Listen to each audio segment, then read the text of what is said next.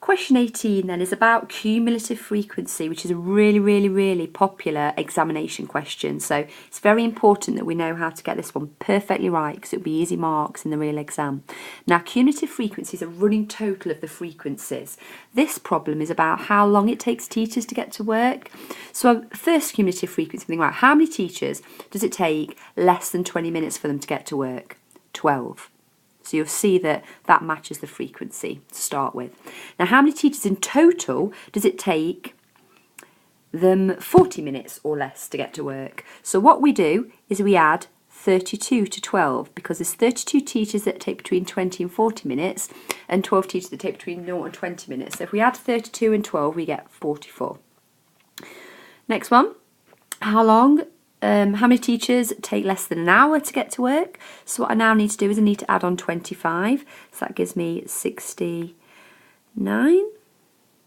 And then lastly, I need to add on 11, and then it should add up to 80, which it does, because there's 80 teachers in this survey. Now, when you're drawing a cumulative frequency graph, what's really important to remember is you use these values here, the upper limit of the groups, to plot. So we know that 12 teachers take less than 20 minutes. So we go across to 20 and then up to 12 as close as we can. Next point, we go across to 40 and up to 44. So 44 teachers take less than 40 minutes to drive to work. So I've done it wrong there. Across to 40, up to 44. There we go, because the bottom axis is time. Next one, across to 60, but up to 69. So across to 60, up to 69, as closely as possible. And then the last one, 90 across, 80 up. 90 across, 80 up, so it's there. Now, and what we do is we join the points with a nice curved line, like so, and we can attach the curve down to 0, 0 here, because 0 is considered in the survey. Now, part B is asking us to estimate the number of teachers it takes between 50 and 70 minutes to travel.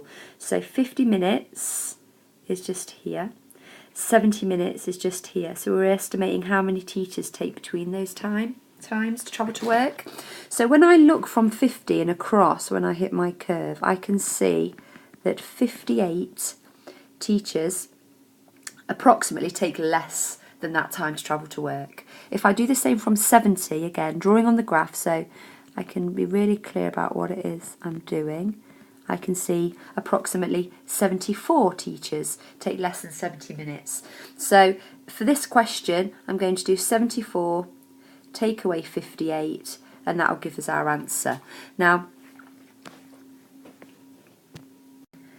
that gives us 16. The mark scheme, though, it does allow 15 or 17 because you're reading from a graph, so you might be a teeny bit out. Question 19 is about inequalities and coordinates. So it's important to remember with a coordinate, the x value comes first, then the y value. So it's important to know that. And then we also have these inequalities to make sense of. We have this rectangle and we have to find out what the values of P, Q, R and S are. Now what I'm going to do is I'm first going to consider the inequality for x. So this means that x is a number that's less than Q but bigger than P. So if I go to the graph, I know that this x number just here is 6 because the first value in this coordinate here is 6. I know that this x value just here is -2. So when I'm considering the x values, all of the x values are less than 6 but greater than -2 within this rectangle. So that means that Q will be 6 and P will be -2. Now if we think about the y values, so I know that this y value up here is 3, and I don't know the bottom y value, so I need to think about what that is. I am told that the x-axis is a line of symmetry, so that means that this distance here to the x-axis is going to be the same as this distance here.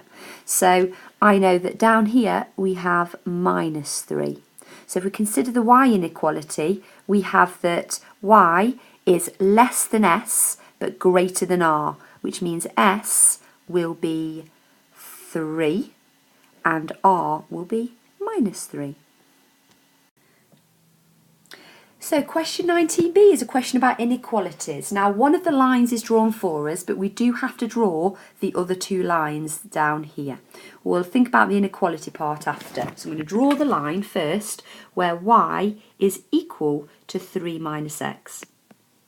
So what we do is we're going to have a small table of values. So I'm going to choose any x numbers that are on the graph. So I could choose anything between 4 and minus 2. I'm going to choose nice easy numbers. I'm going to choose 4, 3 and 2, but any will work, and I'm going to work out the y value when x is each of those values there. So when x is 4, I do 3 take away 4, so I know that y will equal minus 1.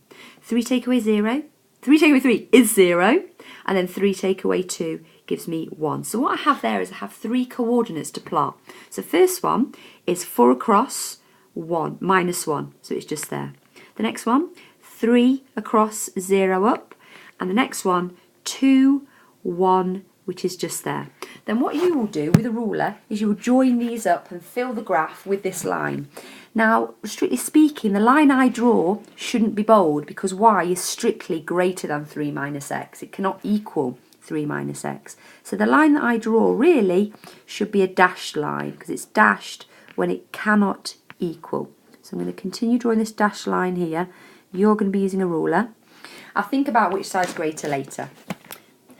This last one just here, x less than or equal to 3. So where is the line where x is equal to 3? Well, x equals 3 just here. So this blue line represents where x is equal to 3. Now let's consider the region it's talking about. So first one, where is y less than x plus 2? Well, here's the line x plus 2.